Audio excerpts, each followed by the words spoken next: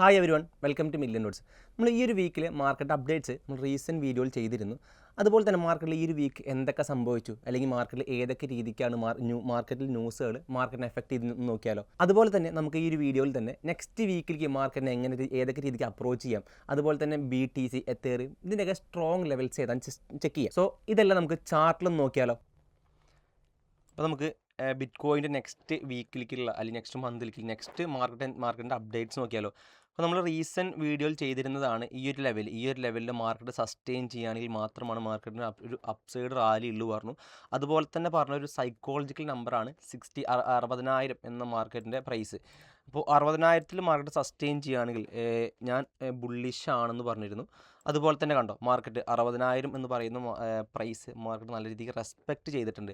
May be ഈ ഒരു level നോക്കി മനസ്സിലാവും, ഈ ഒരു ലെവൽ സപ്പോർട്ടായിരുന്നു. അത് മേ ബി ഇവിടെ കണ്ടോ വീണ്ടും ഒരു സപ്പോർട്ട് ബ്രേക്ക് താഴേക്ക് പോയെങ്കിലും വലിയ രീതിക്ക് ക്രാഷ് വന്നിട്ടില്ല. അവിടെ നിന്ന് വീണ്ടും 60,000 മുകളിൽ കയറി അവിടെ സ്ട്രോങ് ഒരു ബുള്ളിഷിനെ ഇൻഡിക്കേറ്റ് ചെയ്യുന്ന ഒരു ക്യാൻഡിൽസ് കാണിച്ചിട്ടാണ് മാർക്കറ്റ് വീണ്ടും അപ്സൈഡ് മൂവ് ചെയ്തിരിക്കുന്നത് അല്ലേ. അപ്പോൾ ജസ്റ്റ് 4 അവറിലൊക്കെ നിങ്ങൾക്കൊരു ട്രേഡ്സ് നോക്കുമ്പോൾ ഞാൻ നോക്കുന്ന രീതി കാണിച്ചു തരാം. ഞാൻ ഒരു ഇൻട്രാഡേ ആവട്ടെ അല്ലെങ്കിൽ തന്നെ ലോങ് ടൈം എൻട്രി ആവട്ടെ എടുക്കുന്ന ഒരു സോൺ എന്ന് പറയുന്നത് ഇതാണ്.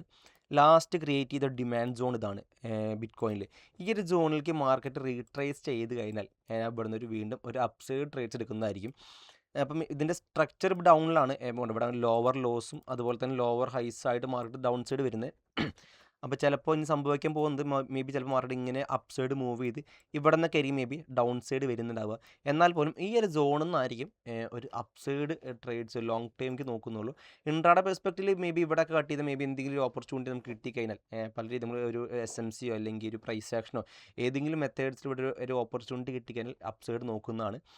അപ്പോൾ എന്തായാലും ജസ്റ്റ് ഈ ഒരു ലെവലിലാണ് ഈ ഒരു ലെവൽ ബിറ്റ് കോയിൻ ഹോൾഡ് ചെയ്യുകയാണെങ്കിൽ ഇവിടുന്ന് ബുള്ളിഷാണ് ഞാൻ എന്തായാലും. പിന്നെ മാർക്കറ്റിൻ്റെ ന്യൂസുകൾ നോക്കണം എന്തായാലും. ETH നോക്കുമ്പോൾ ETHും ഇതേ ഒരു ബുൾ റൺ ഇവിടെ സ്റ്റാർട്ട് ചെയ്തിട്ടുണ്ട്. അപ്പോൾ നമുക്ക് കിട്ടിയിട്ടുണ്ട്. അപ്പോൾ ETHും ഈ പറഞ്ഞ ലെവലിലാണ് നിൽക്കുന്നത്. ETHൽ അതുപോലെ തന്നെ നല്ലൊരു FEGs ഒക്കെ ക്രിയേറ്റ് ചെയ്തിട്ടുണ്ട്. ആ FEG ഒന്നും കൂടി വാലിഡ് ആണ്. നമുക്കൊരു ഓർഡർ ബ്ലോക്ക് മേ ബി അറിയുന്നവർക്ക് അത് അറിയുന്നുണ്ടാകുന്നുണ്ടോ. ഈ OBയുടെ തൊട്ട് മുകളിൽ തന്നെ FEG ഫോം ആയിട്ടുണ്ട്. പക്ഷേ അത് നല്ല സിംറ്റമാണത്. SMC ബേസ് ചെയ്ത് നോക്കുമ്പോൾ നല്ലൊരു കൺഫർമേഷൻ രീതിക്ക് നമുക്കൊരു FEGനെ കൺസിഡർ ചെയ്യാം. അപ്പോൾ ആ ലെവലിലോട്ട് റിട്രേസ് ചെയ്യണം. അപ്പോൾ ഇതിലെ മാർക്കറ്റ് ജസ്റ്റ് കയറി നിൽക്കുകയാണ് അല്ലേ. വീണ്ടും ഡൗൺ സൈഡ് വന്നാൽ മാത്രമാണ് ഈ ഒരു പോസിബിലിറ്റി ഉള്ളൂ, നമുക്കൊരു എൻട്രി ഓപ്പർച്യൂണിറ്റി ഉള്ളൂ. ആരും അതിന് മുന്നേ കയറി എൻട്രി എടുക്കാതിരിക്കുക. അതുപോലെ തന്നെ നമ്മുടെ ഈവനിങ് ലൈവിൽ ഷെയർ ചെയ്തൊരു ട്രേഡായിരുന്നു. 4 അവറിൽ കൊടുത്തിരുന്ന ഒരു ഇൻട്രാഡേ ട്രേഡായിരുന്നു ഈ കാണുന്നത്.